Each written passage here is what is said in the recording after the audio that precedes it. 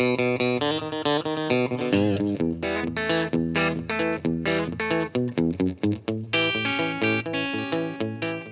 everyone, I'm Harry, welcome to my channel, and today we're actually going to do something a little bit different. Now this is a video that's been requested a lot on my channel, and it's how I record my guitars and my workflow and everything like that.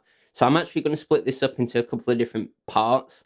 So we're going to look at the fundamentals of actually recording the guitar parts today. So we're going to look at how I record my electric guitars, my acoustic guitars, and I'm even going to show how I record bass when using them on my intro songs for my demos and how to sound like videos. So before we get started, I just want to say a massive thank you to Skillshare for sponsoring this video. Skillshare is a great learning platform with tons of different videos. You can learn all sorts of different types of things, and what you guys might find useful is there's classes on audio production, video production, how to use a camera, even how to play guitar. But it's really not just limited to that. There's pretty much a course for every type of creative thing online. So the first 500 people to use my promo link down in the description will get 2 months free full access to Skillshare. If you do want to learn how to record guitars, edit the audio, even shoot videos and video editing and everything like that, Skillshare would be a great thing to look at. Having the videos to actually teach you firsthand is a lot better than just reading up on stuff online. So pop on down to the link in the description, sign up and have a look about and see if there's anything good on there for you. Okay, so we're going to look at electric guitar first. So there's two different ways that I kind of approach this depending on what I'm going for. So 95% of the time I actually use a Lewitt box to record my guitar amp. So this is something that goes in between the amp and the speaker, and it allows you to record. You can even record silently, so you don't even have to have the speaker attached. It basically uses an impulse response, which is a file that models a speaker and a mic setup, which models a speaker and a mic or multiple mics set up like in a recording studio. So I have two Celestion G12 M65 Creamback speakers in my Twin, so I actually use the Celestion impulse response that's loaded into the Lewitt box, and it simulates as if my amp was being recorded at a good studio. You can have different mics, different setups, depending completely on the impulse response file you use. I use this because it's very consistent and a lot easier than just miking up an amp, and it really does get great recorded tones. So for that, I used to use the Universal Audio aux. Now, I recently got the Boss Waza Tube Amp Expander, and I actually prefer this a lot more. So in all my recent videos, all the had sound lights, the demos, the covers, I was using that. So I've recorded a little part on guitar using the Boss Tube Amp Expander so you can see and hear exactly how it sounds. So we'll have a quick look at that first.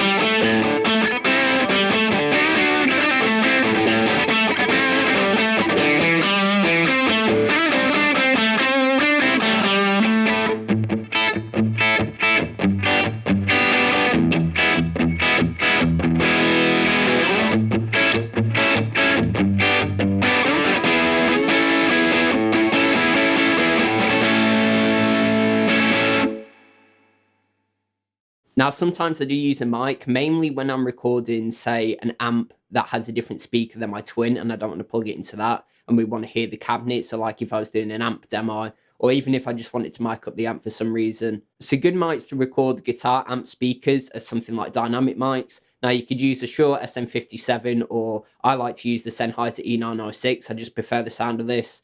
And it's quite simple, really. You just kind of place it, say, a centimeter or two away from the speaker grill, and I have it right on the speaker. There's the dust cap in the middle.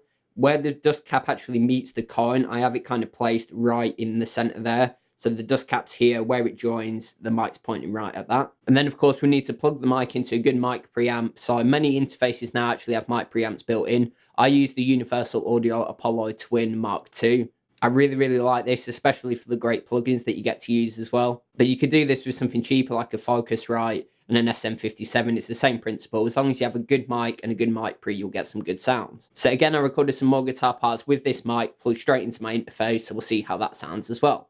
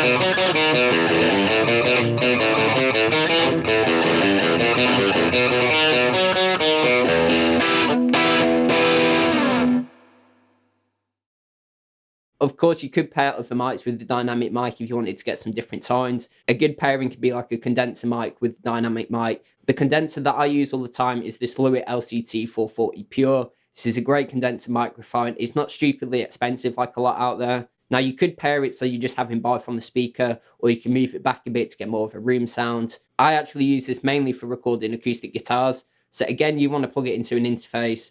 Most condensers do need phantom power, so you want to have an interface and a mic pre that does have that. When I'm recording acoustic guitar tones, I generally place it about 10 to 15 centimeters away and have it kind of pointing towards the 12th fret on the acoustic. If you move it more to the left, say more towards the headstock, you get more of a brighter tone. And as you pull it more towards the sound hole on the body, you get more of a bassier tone. So I recorded a quick little acoustic part using this condenser mic from Lewitt, and we'll check out how that sounds as well.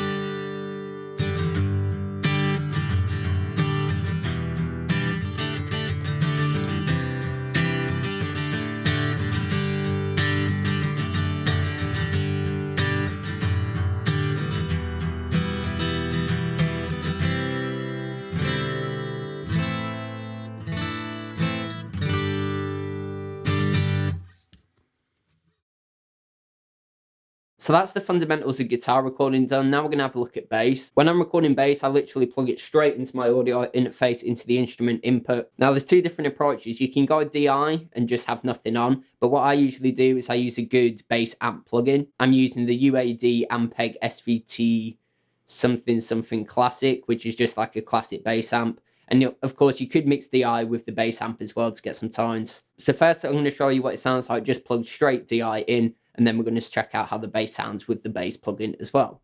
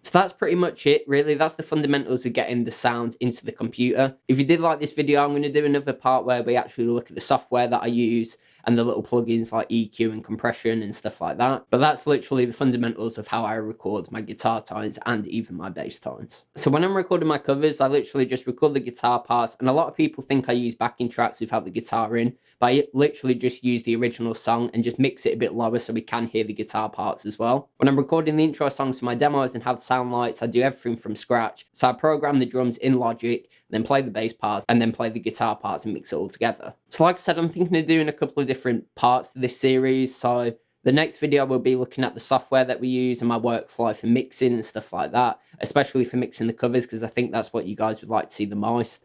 And then if that's popular, I'm going to maybe look at video production as well. So the cameras that I use, the software that I use to edit, all my workflow like color correction, making the cuts, titles, transitions, all that stuff. So once again, a huge thank you to Skillshare for sponsoring this video. It's a great learning platform for all types of different things, even just learning guitar, video production, audio production, and thousands of other different courses. So again, if you use my promo link down in the description, the first 500 people to sign up will get 2 months full access for free.